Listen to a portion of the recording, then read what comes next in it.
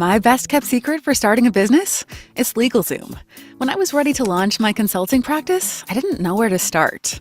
A friend told me about LegalZoom and how they've helped millions of business owners form their LLCs, file all the necessary paperwork, making things actually official, and keeping them compliant after lunch. Sure enough, I headed over to LegalZoom, answered a few easy questions, and in barely any time, my LLC became official. It was easier and faster than I thought. I'm trying to run my business, not learn the ins and outs of the law. I'm grateful I found legal.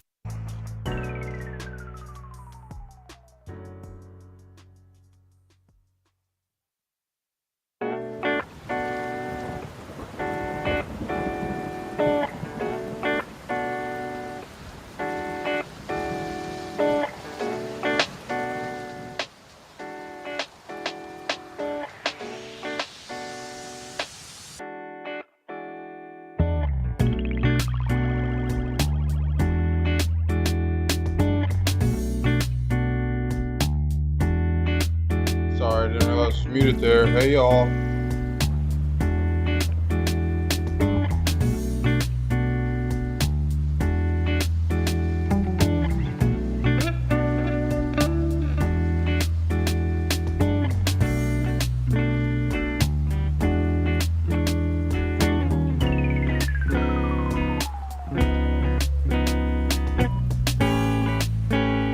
All right.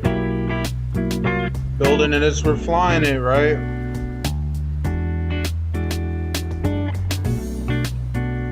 We're ready to start here in just a second.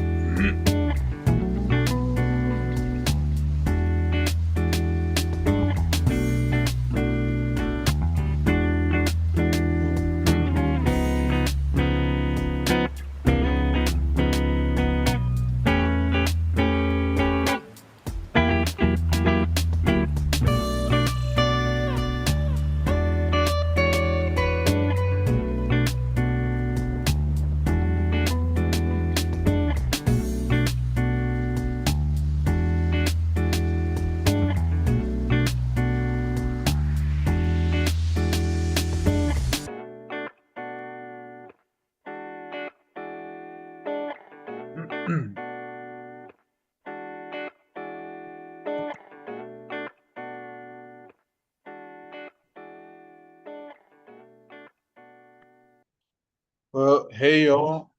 Good to see you again. Let me turn off this music before it starts blaring again. Just a moment. Don't want it to go too far because we got stuff to discuss.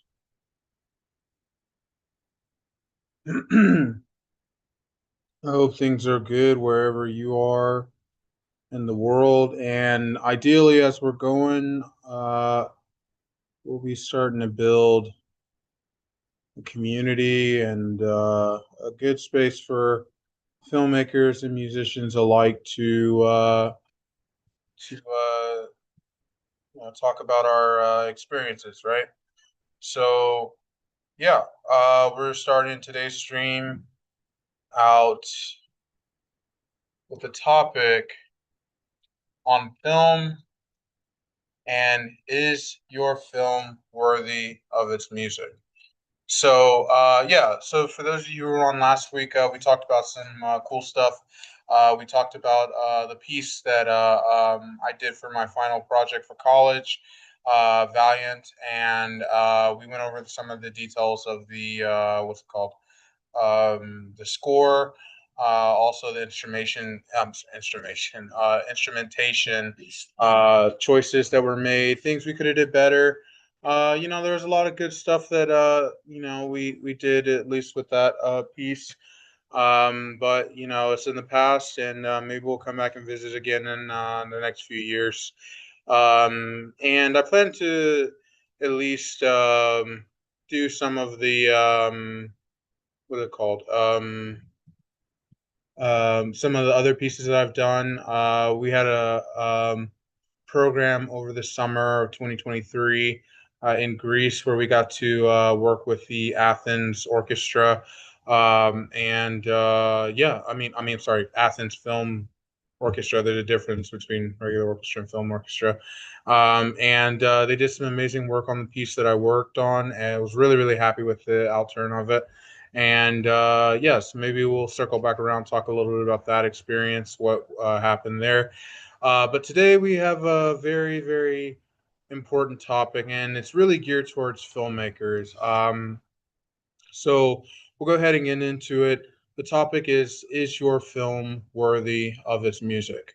Um, so to start out, I kind of wanted to talk a little bit about why I made the switch from filmmaking into, I'm sorry, from composing into filmmaking. It's doesn't seem like the most orthodox path.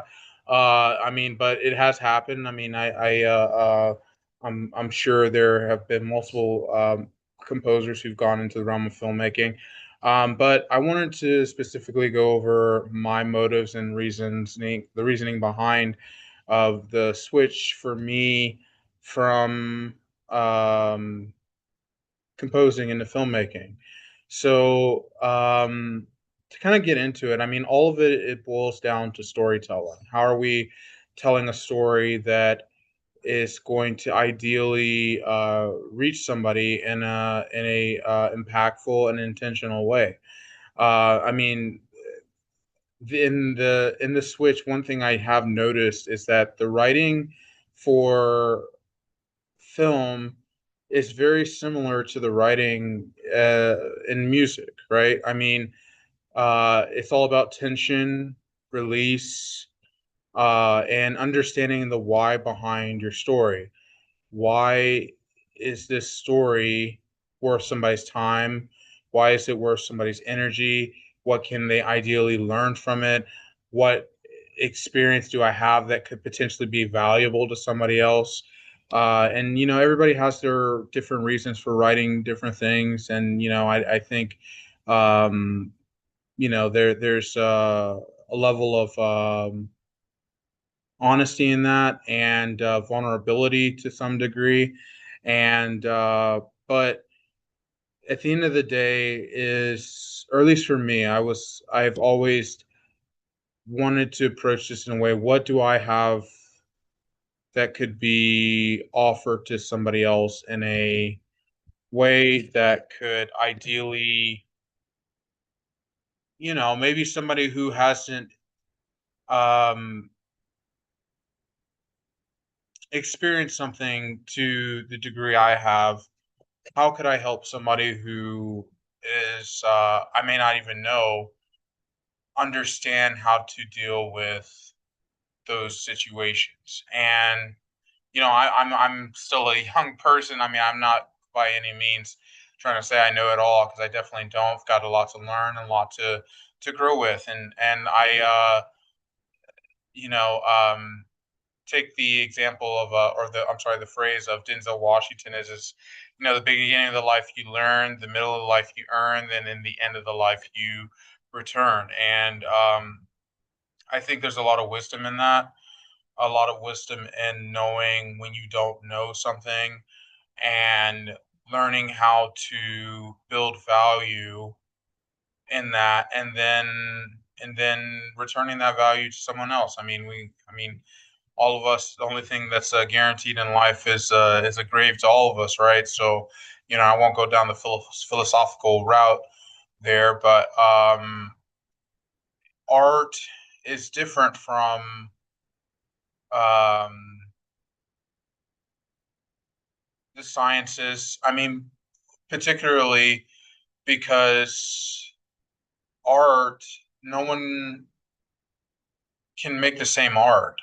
And of course, we influence each other, and a lot of the choices we make are influenced by what we do, which was a compositional thing. I learned that in composing, that we all have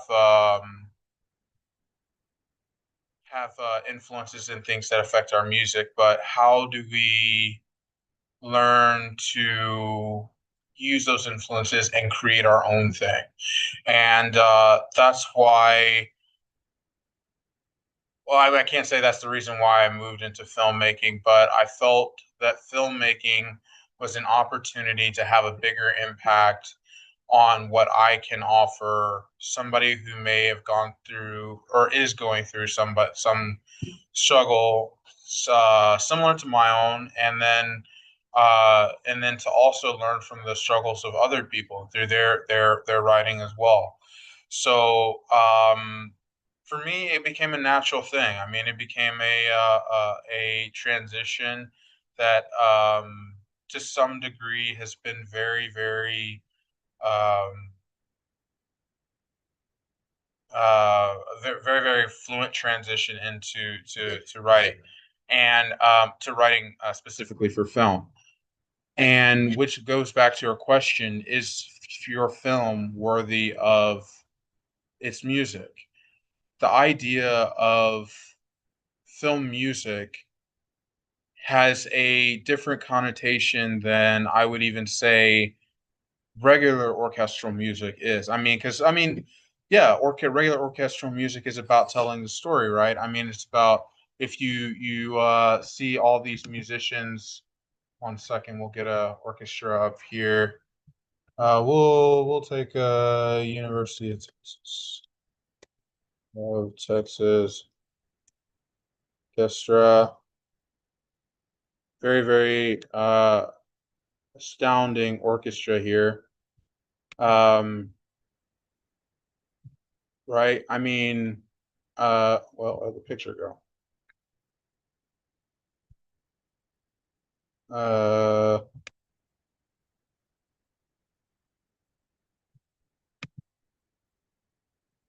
keeps taking me to the main page, which is cool. Right, we'll share that with you so that it's not just my face the whole time here. So we're sharing that. Oop, share. Okay, cool. So yeah, I mean, it's all about telling story through the music, and it's a different medium, and it takes a little bit more knowledge, I would say, specifically in this context of music and what music is you can do with music. And again, as I've mentioned before in our previous stream, it's all about following the story through the harmony, right? And making it clear what your intention is. And for those who study theory and those who know the instruments and understand compositional techniques and counterpoint and all these levels of different things that make the orchestra work, it's a very very good place to tell a story.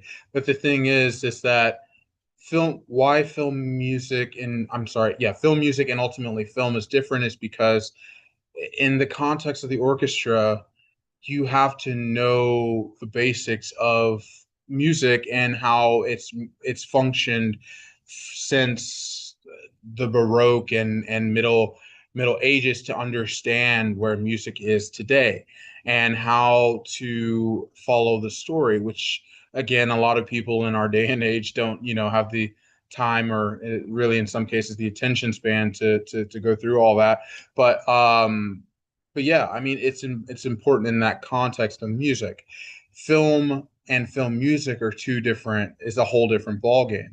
While you're still working in that same medium, of course, with the orchestra, now like I've mentioned before, different things have changed. People have changed in their perception of music, and now we have different genres coming in. We have the jazz, we have still the orchestral, we have the rock, we have the pop, we have so many things that are contributing to what we have now, which is film music. And and one thing stands about above all is that this music is so much simpler.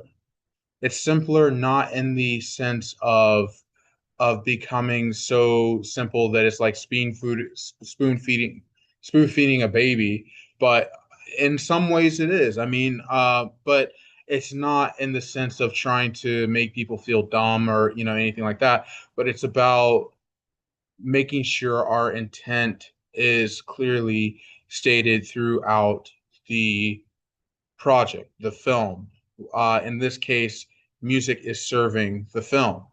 And so that going back to that question, is your film worthy of its music is an important one because it is a predecessor as to why, or specifically for me, why I moved into filmmaking. And a lot of the reasoning behind it was because film composers and musicians look for specific things when they're writing for film. And it's particularly important because we're there to make the film more impactful. We're there to convey the emotions that words can't speak. We read in between the lines, and that's our job as film composers is to say what words cannot say. And that comes through harmonic language, through style, comes through instrumentation, comes through a multitude of things. But the film itself has to allude to that. And how I've always viewed it, I viewed as the film as the outline, and the music is filling in the gaps between what is being said or shown and creating an atmosphere that is what ultimately the audience is going to gain the most from. Because I mean, words, yes, words can be very, very powerful, but words, there's an underlying foundation specifically in film music, and we'll go through that once we get to I have a couple of clips from some trailers that we'll take a look at specifically.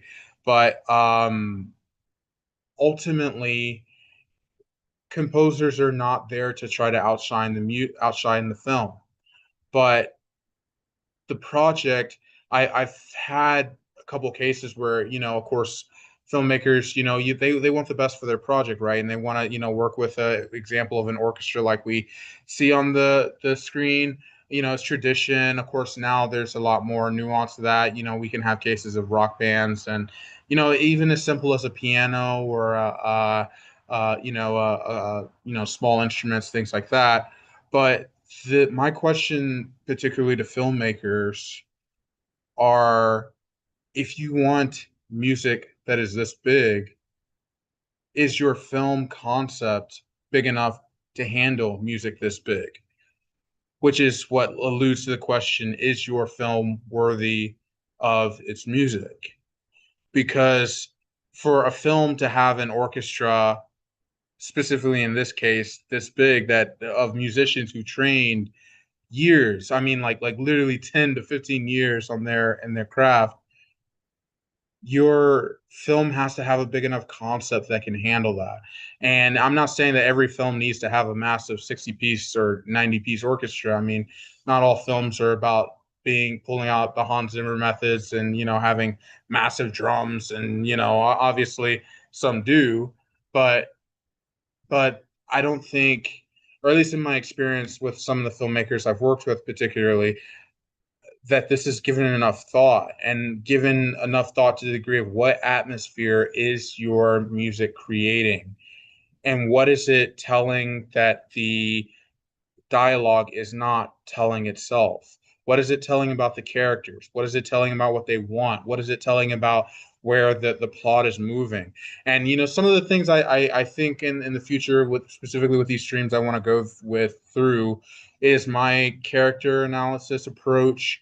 I of course try to find unorthodox ways of approaching writing characters, but particularly with the Hive, I made it was very important to me to approach it that way and to give a level of variety in the type of characters you would meet, the type of characters who may have, the be very expressive with their feelings, some not so much, some who are more about being a thinker and being objective about things, and how that psychological um, these psychological personas play into the what you're seeing, what's being lit, what's being said, and ultimately what's being heard through sound design and music. And we won't even go into sound design today because sound design is a whole other animal.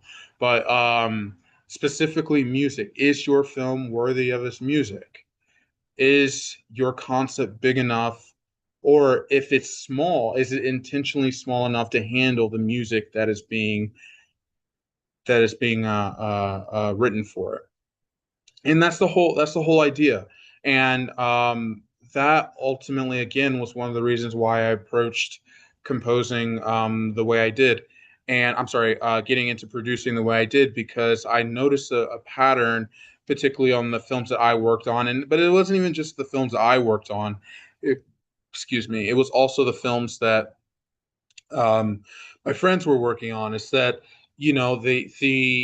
there's so much capability, so much variety, so many places that music can go. And I won't get into the theory behind it, the modes and the instrumentation and the orchestration and but just the palette of options that are available.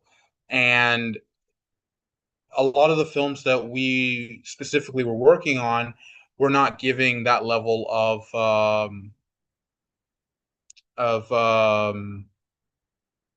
appreciation as to what could be written and what could. And ultimately, again, the music is designed to serve the film, right? So projects that are good, music can make absolutely great and can carry a film. I mean, we think an example, The Last Airbender, right? I mean, absolutely love. Everybody knows James, or most people know James Newton Howard, the astonishing composer. Done astonishing work on multiple series, including The Hunger Games, a lot of animated series that you may have heard of. But even in that film, the level of care that James Newton Howard put into that score is beyond belief. And that score, I mean, although it was a horrible, film, the film wasn't that great, or at least according to reviews. And we won't get into the nuances of The Last Airbender, but music did its job. Music did its job, and it did it really, really well in that film. Particularly the last scene where the giant waves about to crush all the ships, and Angus, he's doing his thing with the his bending. And James Newton Howard understood the assignment very, very well. That's what I mean when I say very, very big. And if you just give me a moment, we can actually pull up a couple of clips from that, and I can show you just a second here.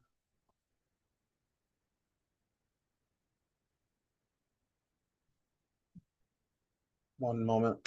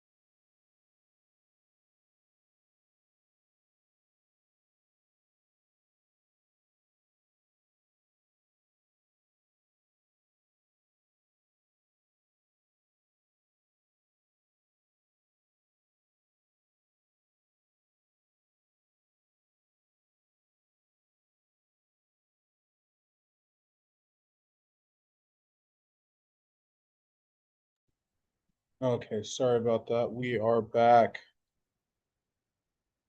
Just a moment. Let me.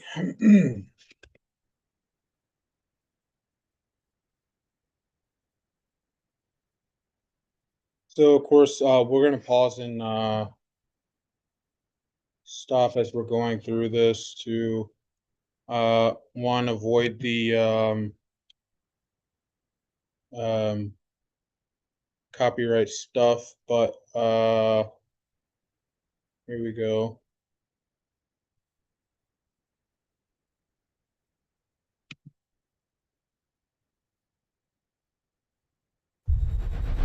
Okay, there's ads.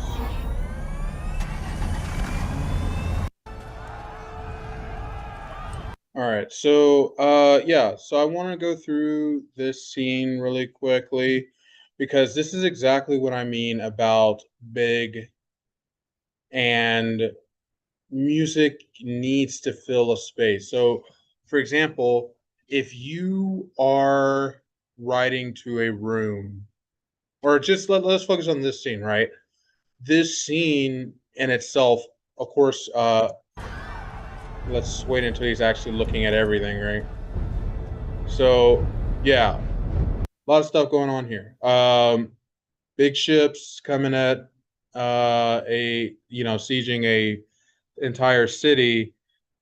It's big, massive, even, and um, that's how it's written. That's how the score is written. But it's really more, and this is what I mean about intent, because as big as it is, it doesn't start big. It starts from the interior of the character.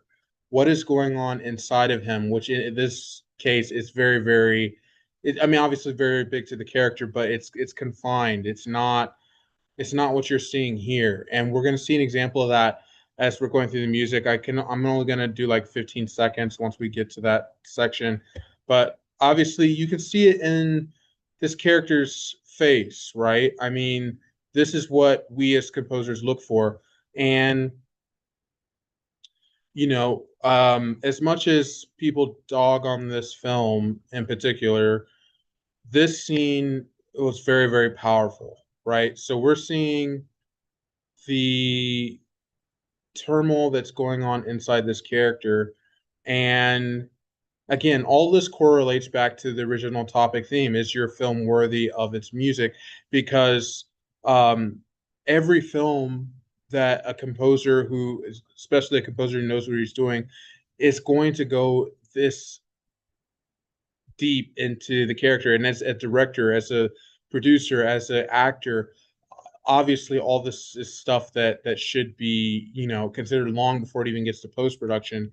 But one, again, going back to the reason why I moved from composing to producing, is I was not seeing enough of this from the films that are not specifically from the films that are being made at obviously big studios and everything, but from my colleagues, I guess, if that makes any sense. And it's not in any way trying to dog on what was being produced, but for me, I said this is maybe a niche that I could get into, not coming as a composer, or I'm sorry, as a producer who it's gone through the traditional production um curriculum, or whatever you want to call it, that comes. Obviously there's great stuff in these schools, and I'm not trying to but to come in from the psychological aspect of what is music trying to tell the audience.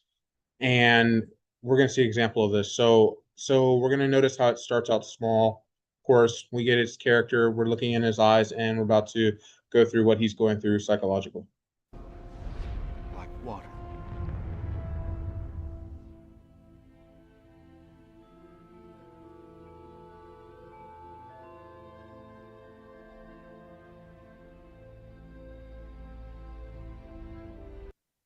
So notice again, it does not start out loud. It does not start out big. It does not start out with blazing trumpets and high, but it starts out with something that's very, very simple,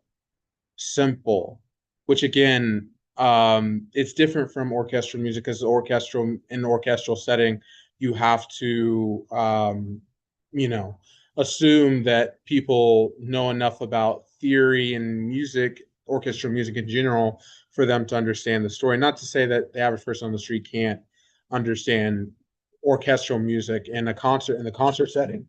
But film is different because it's a collaborative art. It's collaboration between musicians, between directors, between lighting, between camera, between editing, between all these factors, VFX that go into what you're seeing on the screen here. So music, particularly in this case, has to be a servant to the bigger picture, which is again why for me producing became so much important, because I love the big picture. And any of my friends can tell you a lot of the stuff I do is big because I love seeing something that is just bigger than myself, if that makes any sense. And the story here in every case should be bigger than any one single department, whether that's music, whether that's lighting, whether that's camera. But like I said, music in this case is in all cases, I would arguably say is important because it's reading through the lines, through what you're hearing here. I'm gonna go another 15 seconds. Music is reading in between the lines.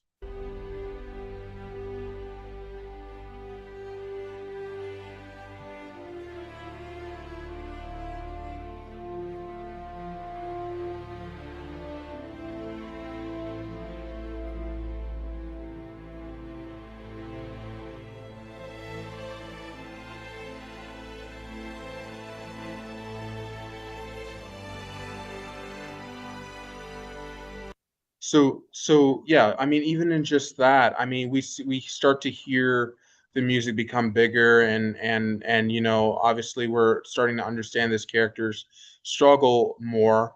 But again, I mean, so much stuff is happening here, not even just the music, but the camera movement, uh as it's going from, I mean, it's giving so many like subtle signals away. And that's why I'm saying, when I say is your film worthy, are you creating opportunities for for music to do stuff like that? Because not only is the music, I mean, the camera in this particular case, I mean, it's not really a long take, but or it might be a long take. Let me take a look at it again. Sorry, try not to play it too much because obviously we don't own the rights to it. So uh yeah, I mean, that massive pull in to this character's, obviously the tattoo's the main you know um signal of this character who's really important to our main character. And keeping in mind, this is essentially just revisiting or visiting revisualizing um a massive moment in the character's journey, right? He has this big decision to make, and his main mentor is who's very, very hopeful of his ability to accept this. Obviously, he's not ready for it, and that is reflected on the mentor's face again. And then, thus, the main character, he runs away, right? So all this is inside him. So music has to do so much more because now we're getting to the point where this is about to come out, right? And if you're just reading the script, I could probably pull up the script. Let me see. Let me see if I can find the script. ISLP script.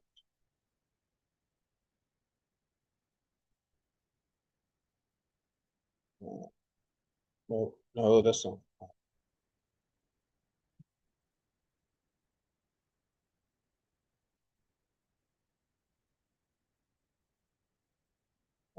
Why is it frozen?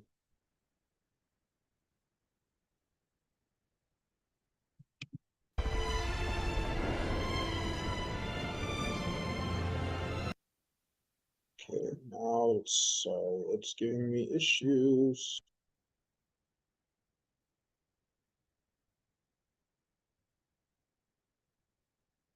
Just a second, we'll get this going up again. Just trying to find that script.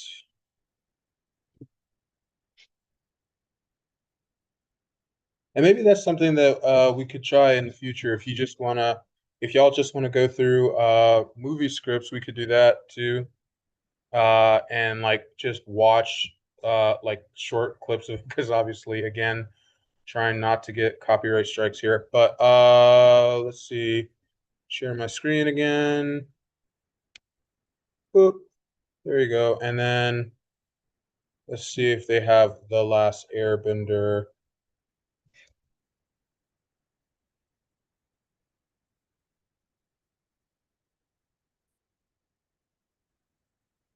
Why does it keep doing this?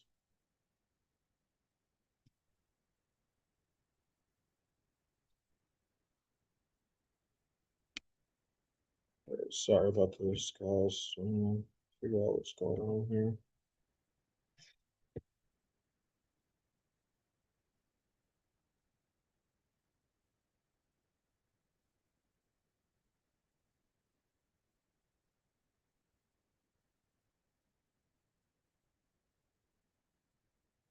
I don't think they have The Last Airbender.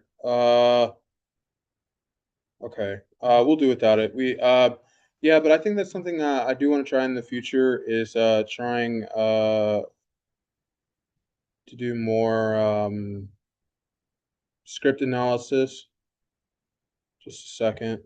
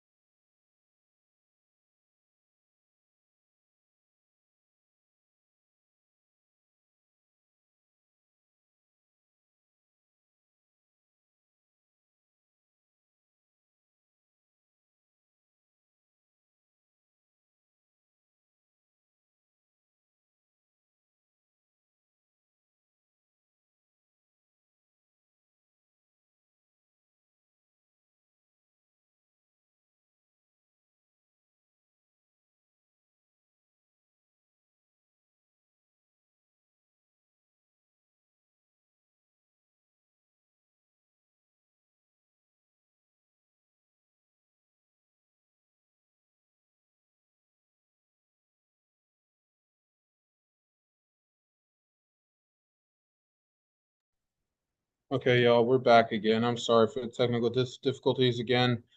Building it as we're flying it, so things will get better as we go along. Let me just down here.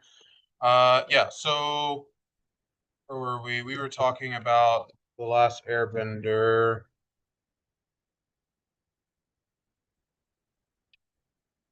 All right, so yeah, big moment in the character's story, and it's just building. The music's just building. So another 15 seconds.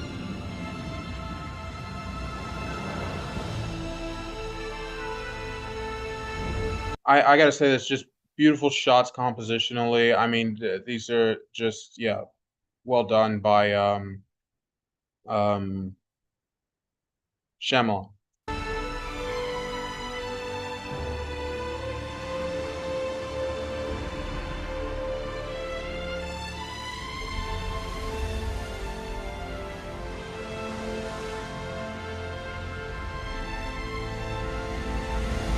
Yeah, and one other thing, I mean, yeah, because we're not gonna go through the whole film, but say what you want about this film. There's a lot. I agree. There's a lot of stuff wrong with it.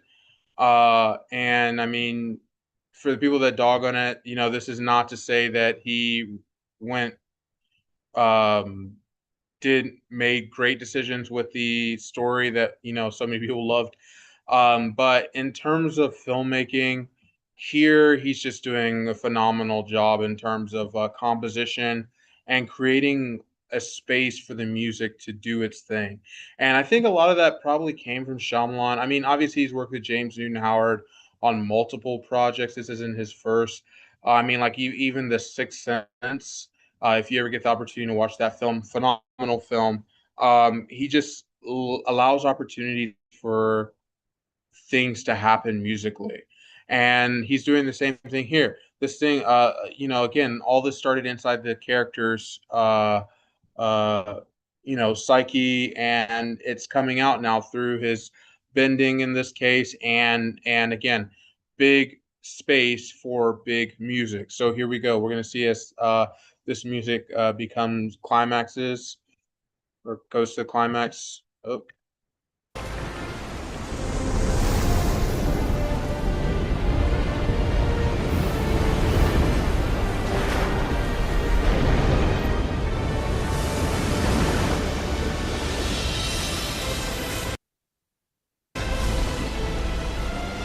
guys, I'm sorry for y'all, those of y'all who hate this film. This part right here is just straight cinema, or absolutely cinema. I cannot stress that enough. The shot itself, up to the character here. No, I'm not saying I'm not following story stuff. So I mean, I'm not saying that the story itself is great, but what Shyamalan did here is absolutely art in itself, and he's combining everything to send an intentional message, and regardless of how you feel about how you approach the story, you can understand this character's struggle at this moment.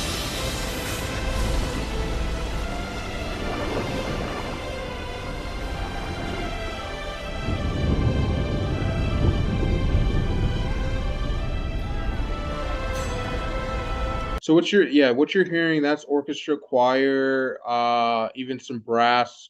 I mean, again, just big. There's space for it, and it sounds right because of the cinema being doing what it needs to do to create space for big music like this. And what's even interesting about this, because the scene is referring to, flowing like water, what James Newton Howard is doing with his music is insanely clever, because if you notice, it's not even just in the matter of the dynamics, but in the matter of how the strings and the orchestra is moving. It's coming out and it's coming back in just like a wave. Da da da da da da da da, da, da, da. And then over and over again, you're just getting this higher buildup of orchestral movement until you get to a huge moment, and it's ready to just unleash itself, right? So here we go again.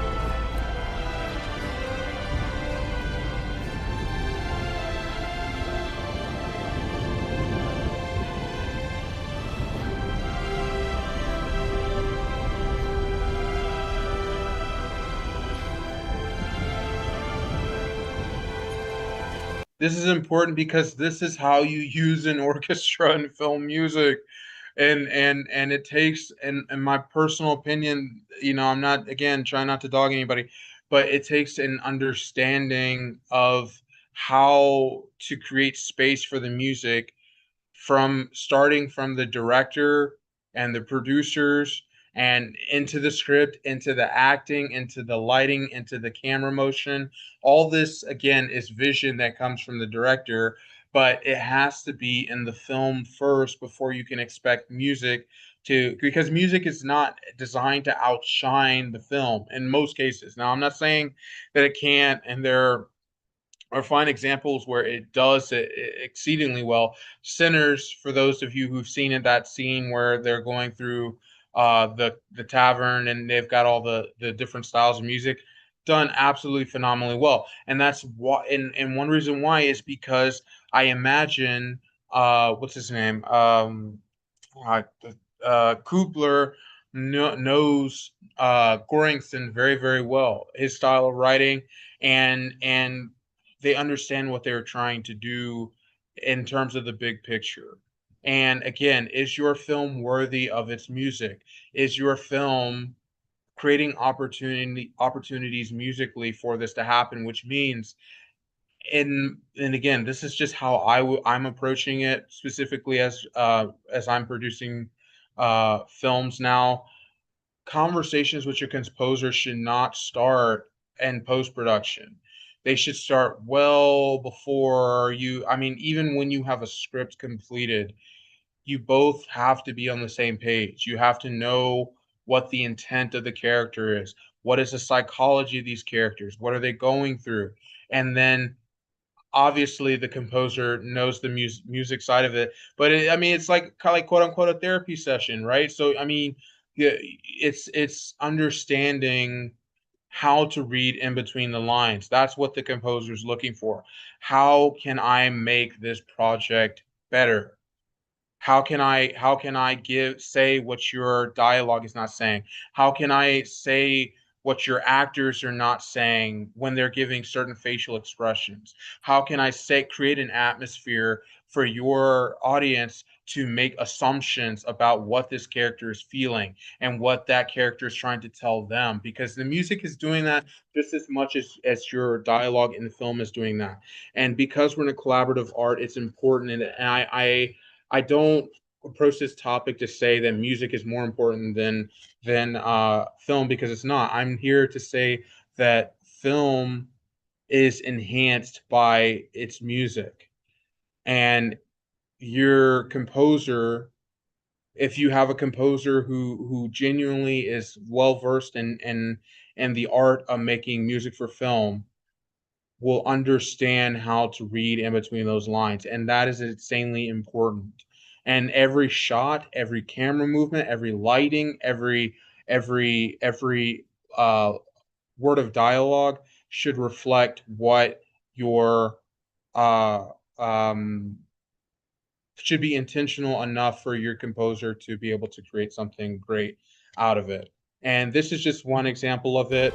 We'll go. Let me hop onto a trailer real quick. What's this trailer? Oh yeah, the Infinity War trailer. Yeah, yeah, this one's fire. I remember when it came out, absolutely a bomb. Let's see here. But yeah, again, that's why I jumped into producing. It's because now, as a composer, I know what a lot of my colleagues are looking for, and now it's about creating opportunities for their music to do what it needs to do to make the story even better. And now that level of responsibility, uh I cherish it, because it's ultimately it boils down to the producer and director to create a vision that's big enough to handle that. Now, obviously, there's the concerns, the budgeting, and everything like that.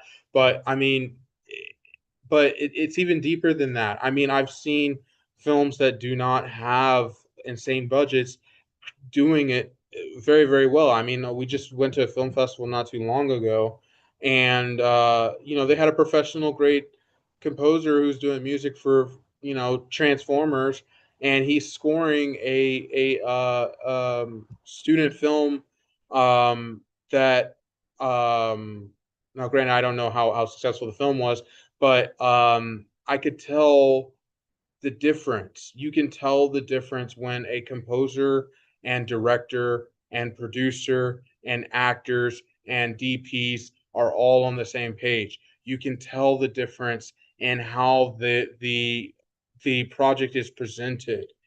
It matters because again, it's all about intent. And it's about your audience feeling what you're wanting them to feel.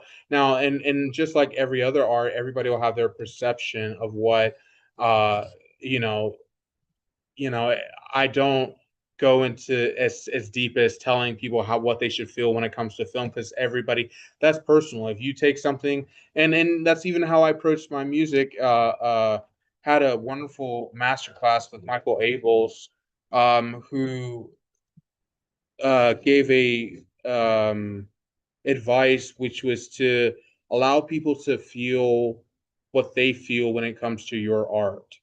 You know your intention, you know what you try to imply, and if it, of course, if it misses the mark, then that just tells you that some in some way, shape, or form you got to communicate it better. But how people perceive art is on them, and because that's their relationship to what they're either hearing or watching, and I have no right to encroach on that. But I know what my intent for the art was and what it means to me, and so that's the big thing. It's finding a balance between the two. But yeah, we're gonna go into the Avengers commercial real quick to see another example of how big music, uh, and writing for orchestra. I mean, this is probably as big as it gets, right? I mean, we're talking about galactic threats, and I mean, this is literally as big as Star Wars. I mean, right? So, you know, when I say big, again, we're talking about the space,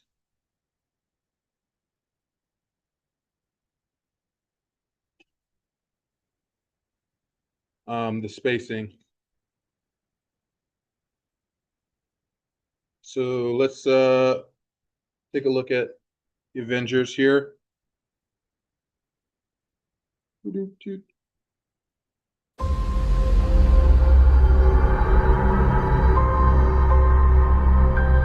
entire time I knew him, he only ever had one goal: to wipe out half the universe. If he gets all the Infinity Stones, he can do it with the snap of his fingers. Yeah, I need to get better at making sure we're at 15 seconds again, trying not to get any copyright strikes here. But so much has happened in these first 20 seconds already. And you know what I'm thinking about actually doing is excuse me.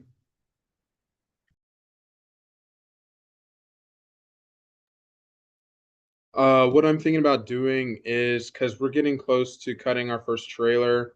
What I'm thinking about actually doing is doing some sessions where we're pulling up the footage, and we're cutting it, and doing a live stream while we do it. Now, I won't do the whole trailer because, of course, we're trying to keep this as I don't want to give the whole film away. But yeah, I mean, again, this space is about building something together, right? So that's and for those of you who don't know, I know this is a quick side tangent on what Diamond Knight Studios is and what the goal is for our studio. The goal is to build something for those of us who do not have entryway into the gatekeep place that is Hollywood, and to build great projects together, and to create more original stories that will be, in some cases, risky, but will be so much more fulfilling than having the same things being made over and over again. and give opportunities to people that otherwise may not have had opportunities to have either something built for their demo reel, or something that just helps them to helps people to be a part of a project, right? A film project. So as we get closer to cutting the trailer, I know we're working on getting our next shoot completed within the next month, and plans are being made to get that done. We will come back and go through the trailers, and we can work on getting some footage up, and then cutting that trailer, a portion of the trailer together. I won't cut it all here, but yeah, I think that's a great idea. So as we're building our community here in the Diamond Night Studio space, you can expect more of that. Particularly, we'll start with trailers, and then maybe in the future we'll get into the script side of things, and you guys can actually help me build the film and build the project that leads up into the production. So you feel like you are part of the project, and decisions are made, or are being your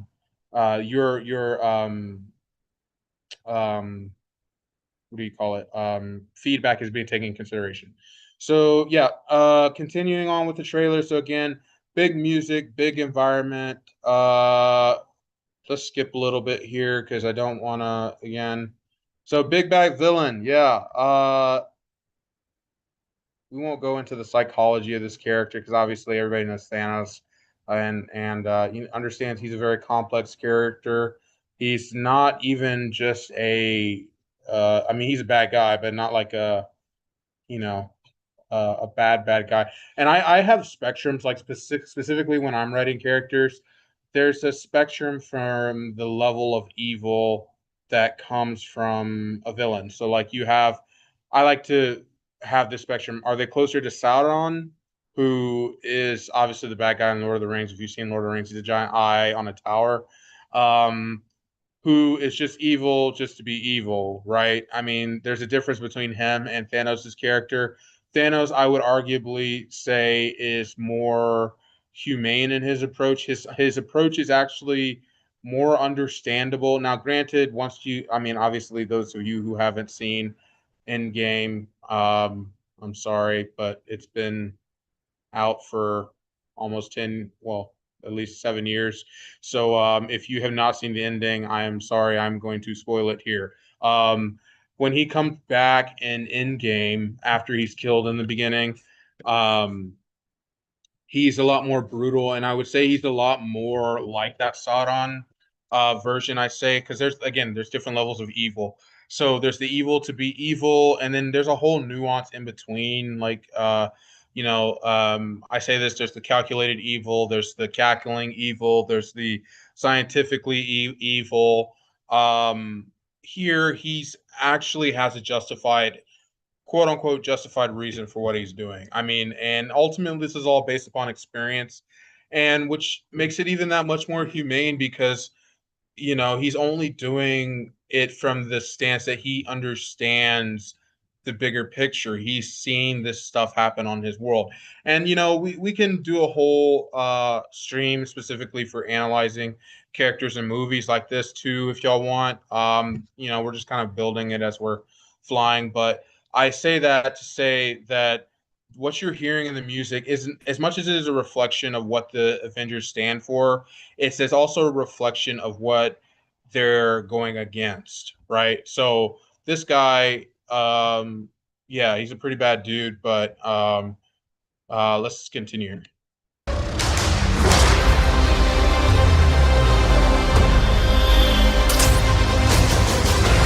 We got one advantage. He's coming to us. We have what Thanos wants. So yeah, so much in just those 10 seconds. I mean, we got brass, we got major orchestral things happening here. We probably have more than the conventional orchestra, meaning like we probably have like bass sections that are massive, massive brass. I mean, could potentially be like up to 12 horns, lots of trombones, chimbasso, it's just big. I mean, and all things considered, considering these characters, considering what they're going up against, it makes sense, right? And so again, this film has already created space for this to happen. Now imagine if you were in a bedroom and yeah, you had another superhero, like say even Spider-Man, right? Spider-Man by himself, and his theme is massive like this, but I mean he's one individual character. Now granted, in that character's life, he probably has moments that are massive like this. If you've seen the second Spider-Man, that's a prime example of that. And I mean, even it being a superhero in itself could be arguably be something that's big enough to warrant that. But like, for example, if you ever get the chance to watch Daredevil, this is another example of a movie, or I'm sorry, a series that does that very, very well. His simple, his music is very, very simple, right? I mean, it's just I think it's on a mallet or maybe like um, I don't know exactly what instrument they use, but it's just a small little. I don't want to say jingle because it's not really a jingle, but a small little motif, which in music essentially is likened to a small little theme, like the same way you would hear Star Wars theme and you know exactly what it is. A motif operates similar to that. And like I said, most films now are kind of getting away from the harmonic, massive melodies type things. But yeah, I mean, it doesn't have to be big all the time. But again, the character and the film has to create room for, if you want something this big, you have to have something this big, right? So, continue. We got one advantage. He's coming to us. We have what Thanos wants, so that's what we use.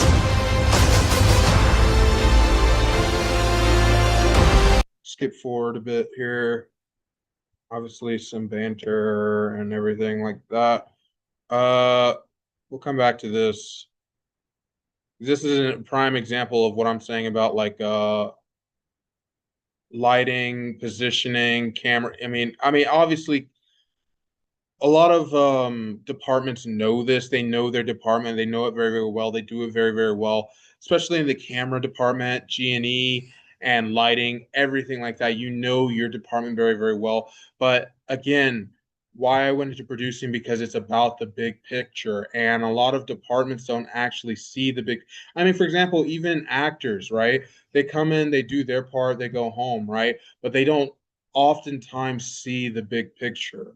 And producers, or at least this is my perception, I believe producers have the responsibility of carrying that big picture all the way until the end, and understanding that everything it's a giant system. It's a giant system that, for lack of better terms, it's a giant system. And yeah, so we all contribute to that system. All right, so here we go. Yeah, learning about his, yeah. Yeah, and just prime example of building stakes. We'll listen to this part because we'll see how the music does that. So, for example, every shot here, like for example here, the editing is getting more quicker, quicker, quicker. We're getting into triplets, and which is standard for film. Usually, film trailers, you get the triplet dot dot dot dot dot dot dot, or the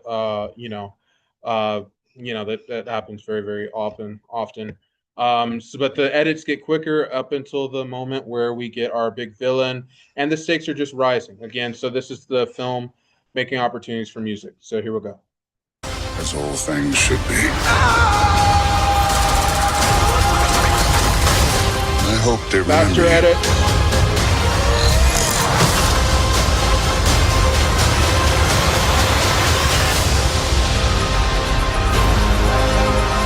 Yeah, so yeah, again, all this is just creating momentum. And the angles, even like, look, I mean, obviously all you camera people, you know the level of how just even the angle of the camera makes a big difference in terms of how a shot is perceived. But here particularly, now this is more of the editing than anything else. But again, because in most cases, particularly for this type of music, it's actually cut to the music. So this trailers are a little bit different because editors, again, there are a lot of the have a lot to do with how this is happening, particularly with the music. But yeah, again, it goes back to everything I was saying before, creating space for what um, for the music to do great things. So Man.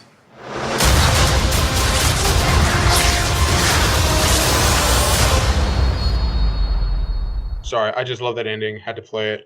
But yeah, so what we'll do is we'll actually, when we get closer to building our trailer, we'll come back and we'll do a little bit on live stream, get everybody's opinions as we're doing it. I'm really excited about what's happening with the Hive, and I think you will be too when you start seeing some of the footage come out, because we're legitimately approaching it with the same approach here, and all about being creating opportunities for the music and being intentional with what we do. But yeah, again, that's one of the main reasons for me switching from composing to producing. And we're gonna do great things. This stream will be great, especially when we start building our community, and we'll be focusing on things film, and maybe again in the future we'll have some more people on as we're continuing our stream. But yeah, I mean, for now, I think that pretty much covers everything I was thinking today. And again, we'll be coming back to some scripts on the that website, as we're looking for. Maybe we can do some script analysis and see what's happening in relationship to the script and the screen. So other than that, it was a pleasure to get back on with everyone here. And like I said, we're building as we're flying it, so we'll be getting a lot better as things happen. But for now, stay safe out there. And if you're in a cold weather, stay warm. We'll be back next Sunday, and you'll see clips on a lot of this throughout the week. And otherwise, it was a pleasure. And